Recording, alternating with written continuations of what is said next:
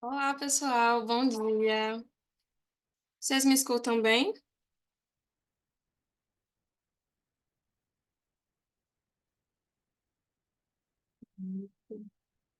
Sejam todos bem-vindos. É o meu primeiro webinar. Espero que vocês gostem e vou começar a apresentar.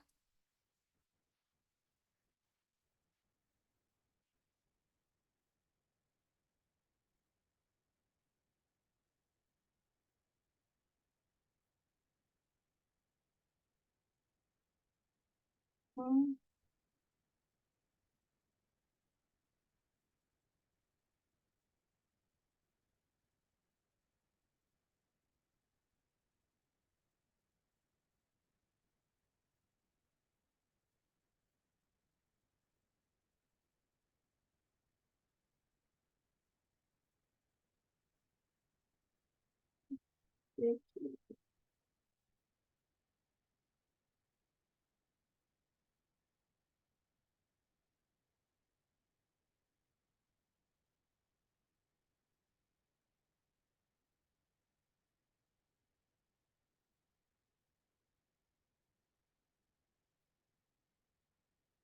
Prontinho.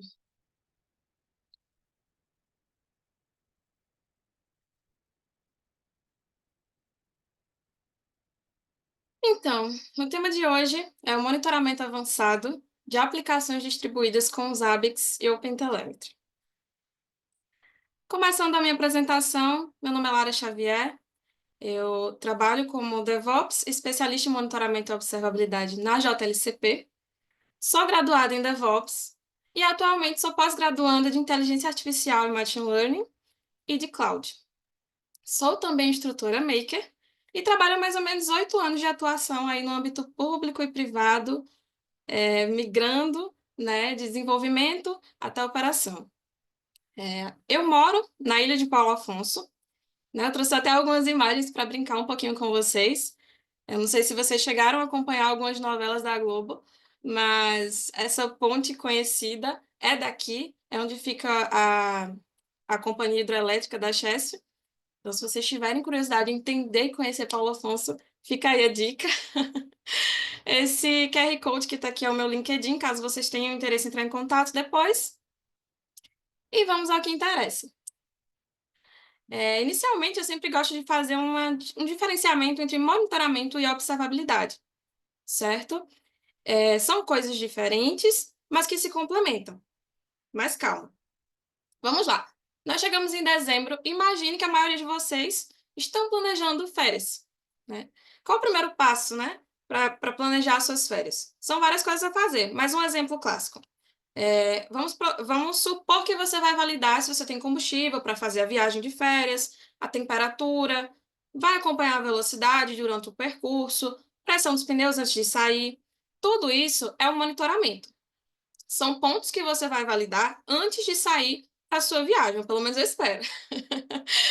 A observabilidade é que durante o percurso pode acontecer algum imprevisto, algum problema, seja no freio, seja uma redução súbita de eficiência de combustível, que você não previu. Que você não monitorou, não avaliou naquele check-in que você faz antes de sair de casa. Então, a observabilidade ela vai atuar exatamente nisso, no que você não prevê e não monitora pontualmente. É um problema que você não conhece, que até então era descartado de acontecer. E a ação estratégica, ela vai entrar de que forma? Unindo esses dois, prevenindo essas situações. Então, você consegue ter uma observação maior do seu ambiente, controle, para conseguir ter uma ação proativa, né? Saber exatamente como vai resolver e com qual rapidez você consegue resolver esse problema. Mais um exemplo aqui que trago também alguns conceitos de monitoramento e observabilidade, como, por exemplo, caixa preta e caixa branca. Eu acredito que a maioria de vocês já ouviu falar um pouquinho sobre isso. Então, trazendo para o nosso caso aqui, vamos supor que a sua equipe de suporte não previu um problema. Então, deixou passar alguma falha de produção que pode ser importante, pode ser até uma falha de segurança na autenticação. Isso, a detecção estática não prevê, certo? Ela vai somente avaliar métricas de comportamento do sistema. Então, isso é chamado de caixa branca. São métricas expostas de partes do sistema. Agora, vamos supor que, em um caso diferente, aconteceu um incidente, você foi para o R1 e você tem uma equipe que consegue identificar a causa raiz, analisar esses dados produzidos pelo sistema e tomar uma atitude. Então, vamos supor que seja um endpoint que tá tendo uma alta indisponibilidade, está tomando muito timeout, algum problema desse sentido. Então, você tem uma detecção proativa de causa raiz para fazer essa análise. Você consegue observar o desempenho dessa aplicação e dos recursos. E isso é chamado de caixa preta, que é quando você tem aí o caminho das solicitações, das operações, e nessa caixa preta você encontra logs, rastros e métricas, que são as informações importantes. Logs todas as atividades dos sistemas, os rastros, as interações que esse sistema tem feito, e as métricas, que são nada mais do que os sistemas, ou as informações operacionais, monitoramento pontual, certo?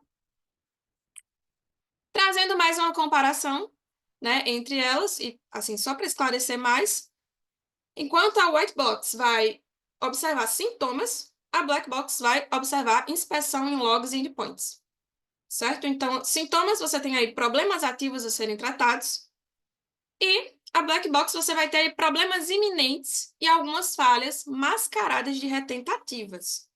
Como assim mascaradas de retentativas? Por exemplo, você pode estar tendo uma alta latência, né, nas suas solicitações e você pode achar que é recurso. E vai fazer aí todo um processo de escalabilidade desse ambiente. Só que esse problema retorna. E aí você começa a perceber que não é, o problema pode não ser somente expandir recurso. Você pode estar criando, na verdade, um outro problema futuro. Mas o ponto é esse. Então, enquanto um vai monitorar, por exemplo, o tempo de resposta do sistema, o outro vai monitorar o tempo de execução para cada função no sistema. Quando você tem um monitoramento de tempo de execução para cada função no sistema, você consegue observar se está levando tempo ou mais ou menos do que o esperado. E aí, nesse ponto, passando para o próximo, você tem aí uma verificação se o sistema está ou não disponível na white box, que é o up ou down, o ping, por exemplo, ou um curl. E já na black box você vai identificar gargalos de desempenho no código. Então, as formas de visualização são diferentes. Uma acaba sendo um pouco superficial, você tem ali um monitoramento, mas a outra você já consegue ter uma proatividade. E aí, explicando um pouquinho mais sobre a maturidade, né, do monitoramento, que aí é quando eu falo que eles se complementam. Como é que eles se complementam? Tem aí o primeiro nível, que é o monitoramento, que é quando você tem eventos, alguns componentes de métricas, você tem os alertas aí na saída. O 2 seria a observabilidade, que é quando você já tem os eventos, você tem métricas, logs e traces, né, de uma forma correlacionada. E qual a saída desse sistema de observabilidade? Além de alertas, você agora vai ter dashboards correlacionados, que vão correlacionar os três, e você vai conseguir identificar com mais facilidade. Qual o nível 3 de maturidade de observabilidade? É a observabilidade casual. O que é que acontece nela de diferente? Agora você vai começar a ver topologias nas entradas e na saída você acaba tendo aí uma causa e efeito correlacionada, automatização para essas causas e efeitos, certo? E aí você também tem a correlação de alertas. Então, tudo isso vai levando para um caminho que vocês percebem que é mais prático para quem está visualizando. E, por fim, já vemos aí com a observabilidade proativa, que é o sonho de todo especialista, né? Que é quando você tem aí já o trabalho de funções preditivas, quando você já tem a inteligência artificial fazendo todo o processo da rede neural para correlacionar esses problemas e resolver de forma automática. Eu tenho um evento acontecendo, eu identifiquei uma anomalia através da inteligência artificial, eu tratei ela e eu reduzi os meus alertas, eu lancei uma automação, eu já tenho todo o caminho praticamente automático.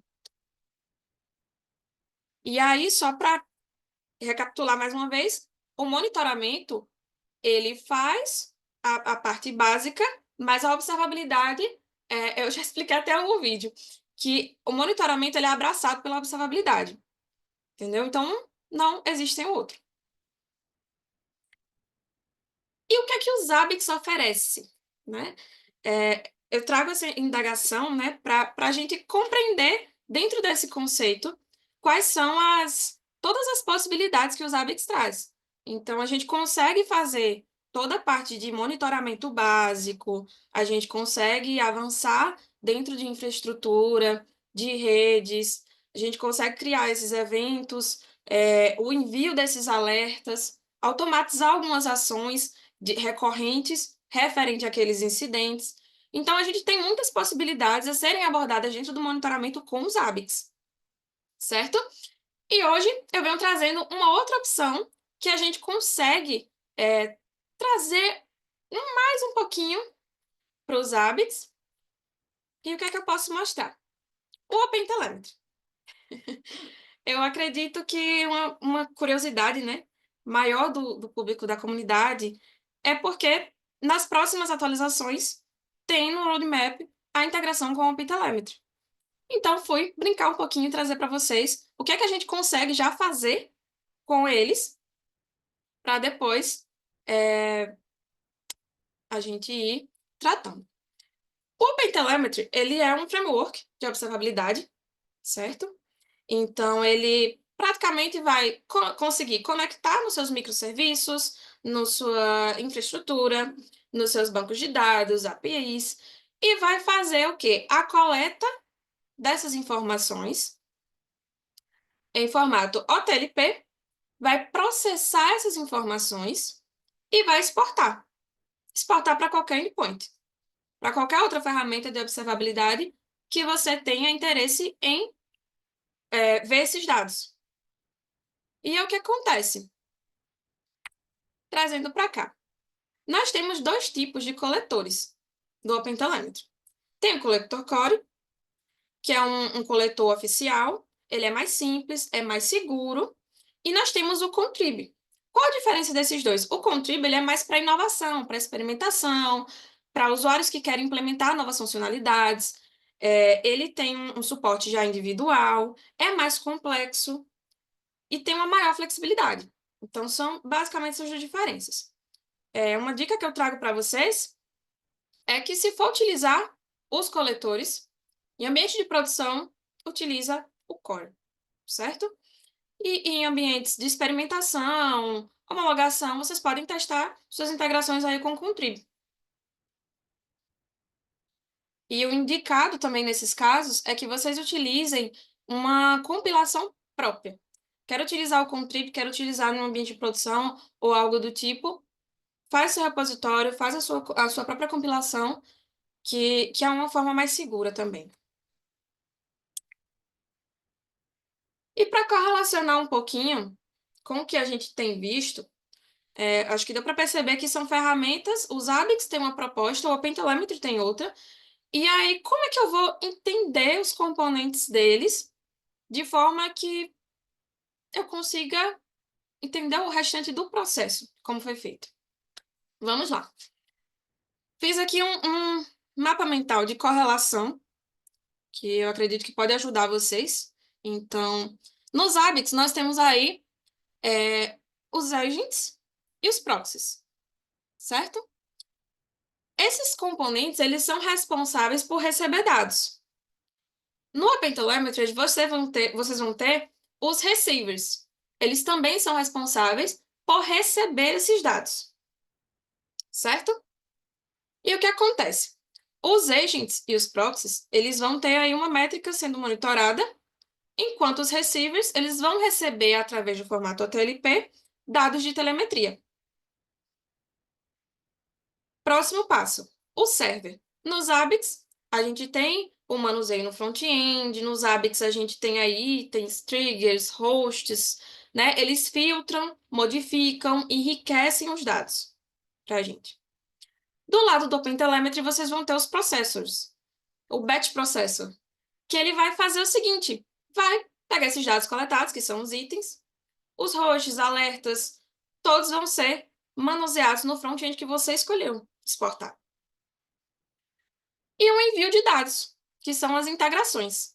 Enquanto no Zabbix nós temos aí as integrações para envio de alertas, abertura de chamados, outras ferramentas que a gente costuma ter nos ambientes, no OpenTelemetry tem os exporters, que, por exemplo, vai enviar os dados de telemetria para os backends de observabilidade tratarem e expor. Então, só para diferenciar um pouquinho, é isso. Qual foi a infraestrutura que eu utilizei para criar este case? Então, essa infraestrutura ela foi baseada no K3S, certo? Que é uma distribuição do Kubernetes. Então, a gente fez da seguinte forma. Em um lado, nós temos uma aplicação de e-commerce, marketplace, com os microserviços de Article Service, Auth Service, de autenticação, cart, para o carrinho, com o banco Postgres, e a parte do Shop Backend, que vai fazer essas correlações. Para fazer essa geração de métricas, a gente utilizou o K6. O K6 nada mais é que um componente que vai ficar gerando traces para teste. E aí, nós temos o OpenTelemetry lá para fazer essa varredura. O OpenTelemetry vai receber todos esses traces em OTLP e ele vai exportar em formato Prometheus. Esse formato Prometheus, a gente vai conseguir expor de uma forma que o Zabbix faça a leitura, Zabbix também em ambiente K3S, faça a leitura e trate essa informação. Mas calma que eu vou explicar um pouquinho melhor como foi que ficou isso. Sobre as configurações do OpenTelemetry. O OpenTelemetry ele tem um arquivo de configuração, então, como eu expliquei, os receivers estão aqui, né? Você tem aqui ele indicando que vai receber em formato TLP, tem aqui os processors, tem aqui os exporters em formato Prometheus, em um endpoint, tudo certinho. Ah, mas como é que eu vou fazer para o Zabbix enxergar essas informações que ele está exportando? Seguinte, como estamos em Kubernetes, criei um ingress para colocar o barra metrics e começar a aparecer essas informações Prometheus.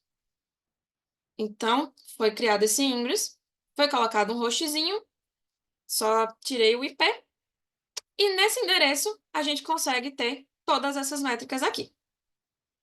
Então, aqui é todo o trace dessa aplicação. Então, vocês conseguem ver que aqui tem um HTTP method, o status code, qual job que está chamando, qual spam name, se é autenticação, se é pagamento, se é para adicionar um inventário, adicionar um pagamento, um produto, uma pesquisa. E todos eles vão criando alguns IDs de cliques, de interações. Então, todas essas chamadas aqui são os traces. O Zabbix já oferece logs, já oferece as métricas, e agora nós temos os traces dessa aplicação. Tá, conseguimos. Mas de que forma a gente vai tratar isso para conseguir agir? Agora é só configurar nos Zabbix. Eu já tenho a minha aplicação, eu já conheço os meus microserviços, então o que foi feito? Eu criei um host, esse host é a minha API e-commerce, eu criei os itens, esses itens são todos aqueles microserviços, esses aqui, e dentro desses itens eu vou começar a tratar esse barra metrics, trazer as informações referentes a esses microserviços. Então, qual foi o trabalho aqui? Foi definir o pré-processamento. Então, aqui vocês veem que o item ele foi configurado de uma forma simples, HTTP Engine, ele vai naquela URL, coleta todas aquelas informações do método GET e vai começar a tratar.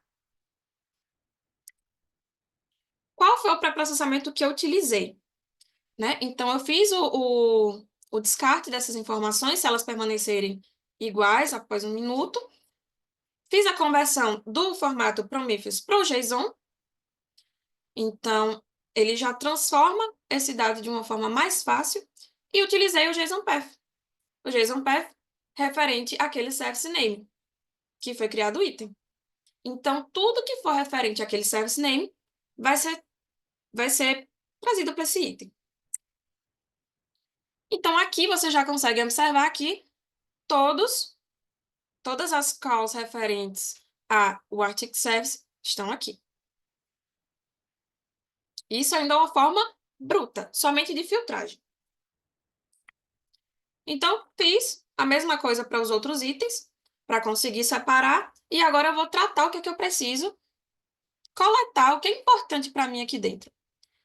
HTTP Status Code é importante? É importante. Os hábitos pode trazer? Se você tiver o endpoint, pode trazer sim. Você consegue configurar o status code, mas já está aqui, então a gente pode aproveitar também. É importante a gente aproveitar um método? Vamos ver. Só que aqui, quando você tem o status code referente já àquele job, você consegue já correlacionar que, por exemplo, aconteceu um problema naquele job específico. E pode ter alguns outros span names dentro do service name. Pode ter outras ações dentro desse mesmo microserviço. Então, aqui você está correlacionando e mostrando, ó, deu erro 500 nesse span name. Então, você já consegue observar exatamente onde é que está o problema. Então, eu precisei filtrar mais ainda. Eu criei 3 itens dependentes, referente ao primeiro serviço, por exemplo. Erros de requisição, é importante. Quantidade de solicitações para aquele serviço e os spams detalhados, de uma forma mais legível, que você consiga acompanhar sem ser tantas linhas e ser emaranhado. Porque na hora de crise, todo mundo fica nervoso. E aí eu estou armazenando já esses dados mais filtrados por 31 dias. Os outros eu consegui deixar um tempo menor. E aí, como é que eu tratei esses erros de requisição?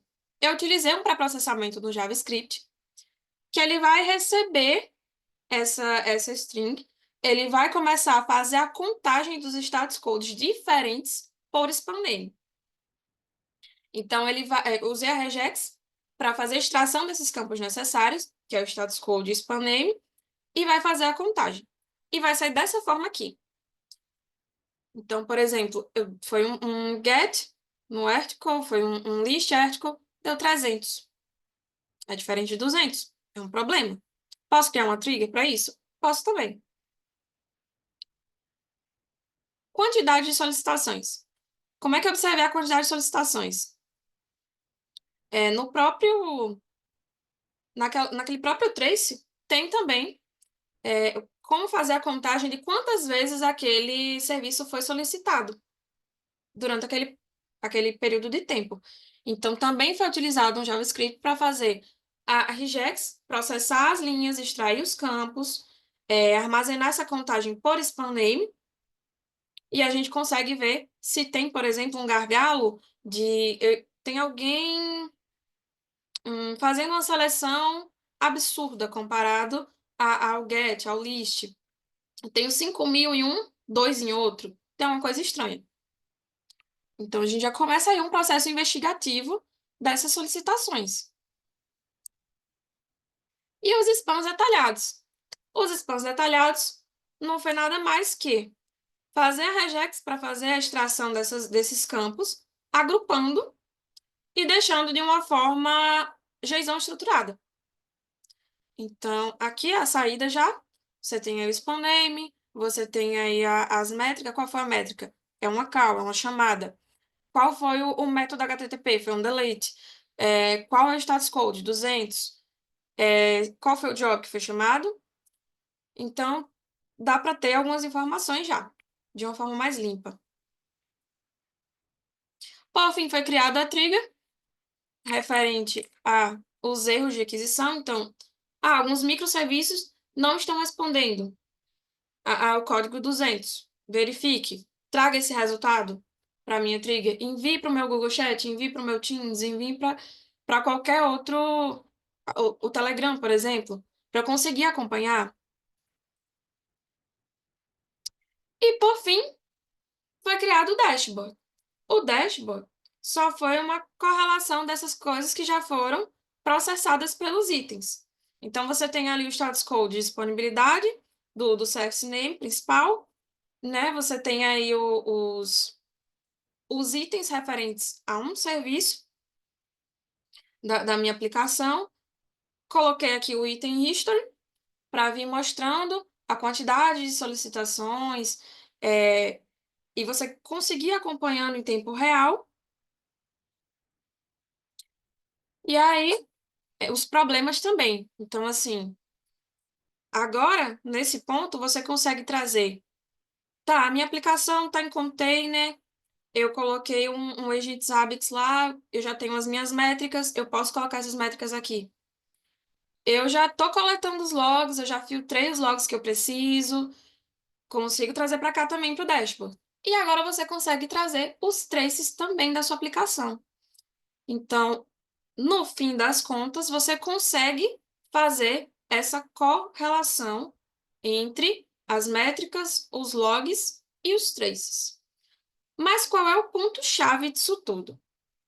Vocês percebem que, até o momento, foi um processo manual, certo? Então, foi um processo manual porque você tem aí um trace, que em uma plataforma de observabilidade ele pode ser automatizado, mas aqui você está filtrando o seu trace da sua aplicação.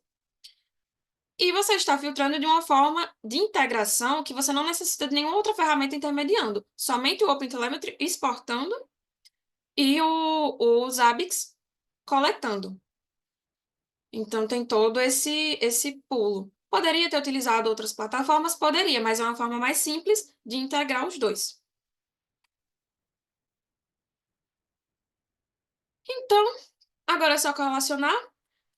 Você pode ir criando as triggers. De que forma eu posso ir criando essas triggers? Eu posso correlacionar também um item de métrica com um item de trace, com um item de log, e você vai fazendo todo o processo manual. E mais uma vez, lembrando que o Zabbix, ele é uma ferramenta de monitoramento pontual. Nesse caso, foi feito um monitoramento pontual avançado, trazendo traces. Mas ele não é automático. Mesmo com o OpenTelemetry, ele não é automático. E como é que a JLCP pode te ajudar nisso, né? Nós temos aí clientes que a gente atua, que tem OpenTelemetry, que tem os Zabbix, e que a gente já consegue trazer algumas coisinhas com IA. Então, se você tem interesse em conhecer um pouquinho mais de como esse processo pode ser facilitado, pode entrar em contato com a gente. A gente vai estar disponível nas redes sociais para poder tirar as dúvidas e ajudar vocês. E agora eu vou abrir um espacinho para dúvida de vocês, né? Já agradeço a presença de vocês em plena quinta-feira, 11 da manhã.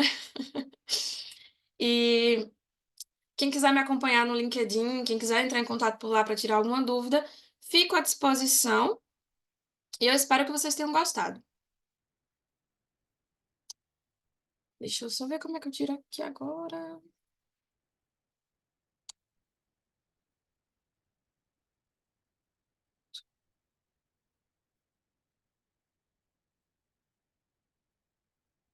Uhum.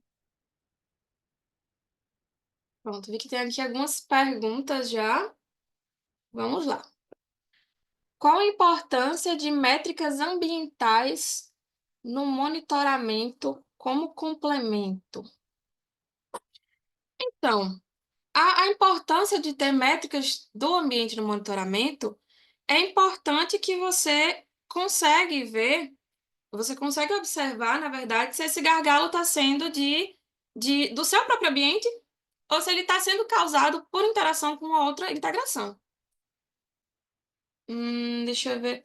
Mais simples gerar essas métricas via Promcares, pôr diretamente no Biometrics e somente filtrá-las. Pode ser também. Pode ser também. Só foi uma forma mais simples que eu achei também de levar, mas desde que exponha no Barrametrics ele consiga trazer, os hábitos consiga fazer o método HTTP, a gente já trazendo tudo. Até no próprio item tem também um método que você já consegue, uma caixinha que você já consegue marcar para ele fazer essa conversão. Só que eu achei a conversão do pré-processamento de Prometheus para o JSON mais apropriada. Foi somente por isso. Hum, Então, Arthur, essa questão da Discovery foi uma curiosidade minha também. Eu achei até que seria mais fácil criar a Discovery para fazer já criar tudo pronto. Só que o que acontece? Imagina uma aplicação que você está gerando aí métricas o tempo todo em um ambiente grande. Para os hábitos ler e processar isso em um curto espaço de tempo, acaba sendo um pouco complicado e ele vai sobrescrevendo. Então, o que é que aconteceu no meu caso? O tempo para ler e já ir descobrindo e apagando acabou sendo meio caótico. Então, como normalmente a gente precisa de uma informação rápida e filtrada, eu achei que teve um melhor desempenho dessa forma, por conta da subscrição. Hum,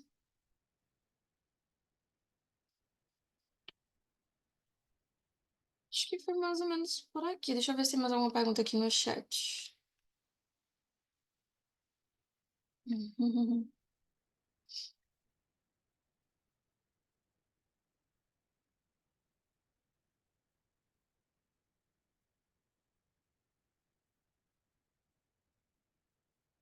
Tem uma pergunta muito boa aqui.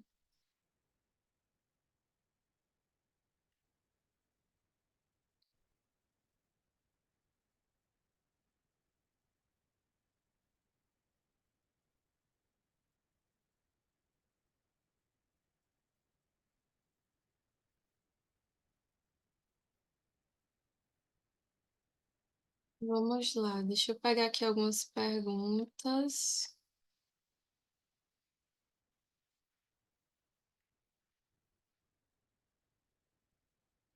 Estou começando.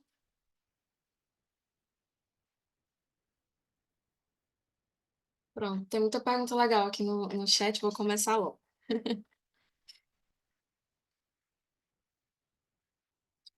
A primeira, né, fala se podemos dizer então que é uma APM. Veja bem, o principal ponto do tracing é justamente mostrar a correlação entre as métricas e os logs. E aqui você está fazendo essa métrica manual. Então, é uma coisa que você já conhece. Os problemas que podem acontecer que não foram mapeados, eles não estão sendo é, mostrados de forma automática. Então, a consideração de APM é pautada mais nisso. Quando você descobre o sentido da observabilidade, aqueles problemas que você não previu. Como é que você tem que prever, tem que filtrar, tem que fazer todo esse processo para conseguir correlacionar depois? E ainda assim, pode surgir algum outro evento que não estava ali, né? A gente não considera. Hum,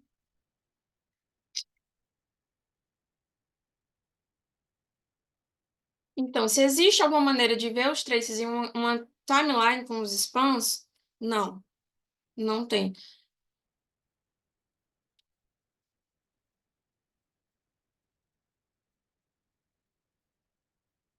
A discovery que tinha no template foi somente a discovery de teste, não chegou a funcionar para esse caso. Hum,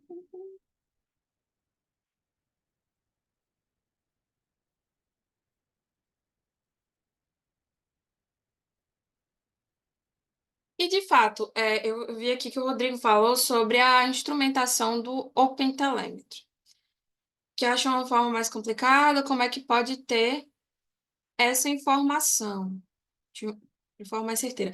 Então, hoje a gente tem ali o repositório do OpenTelemetry, né?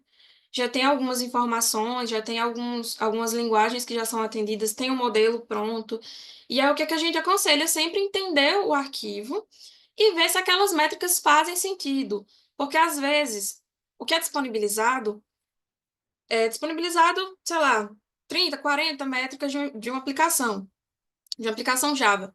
Mas tu não precisa nem de metade daquilo. Então, você pode ir começando aos pouquinhos, aí filtrando o que você precisa para ter esse esporte. De fato, tem uma curva acentuada de aprendizagem, tanto para implementar, principalmente em ambientes legados, que já tem uma dificuldade um pouco maior de compilação. Então, tem um pouquinho disso também.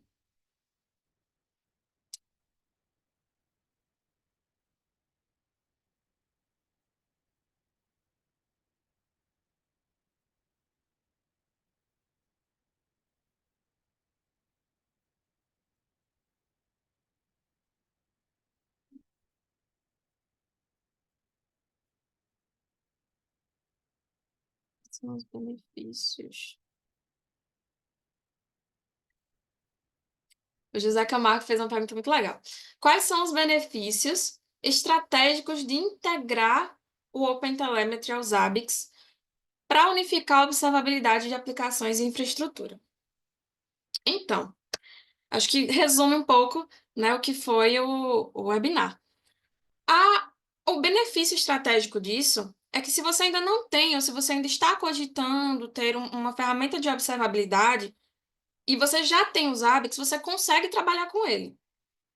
Então, Trace já não é uma coisa que não consigo tratar nos hábitos. Consegue. Provei que você consegue tratar.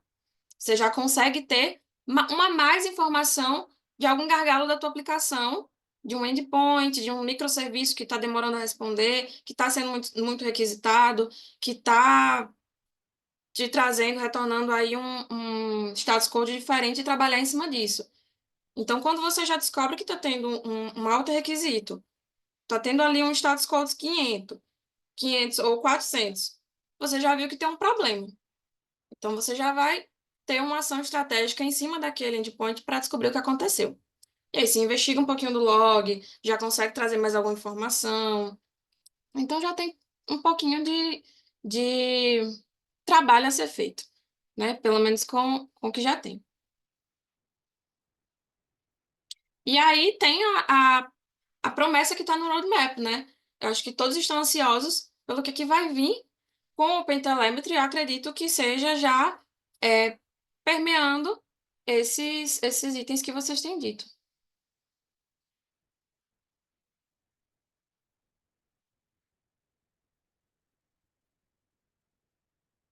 Eu acho que no mais é isso.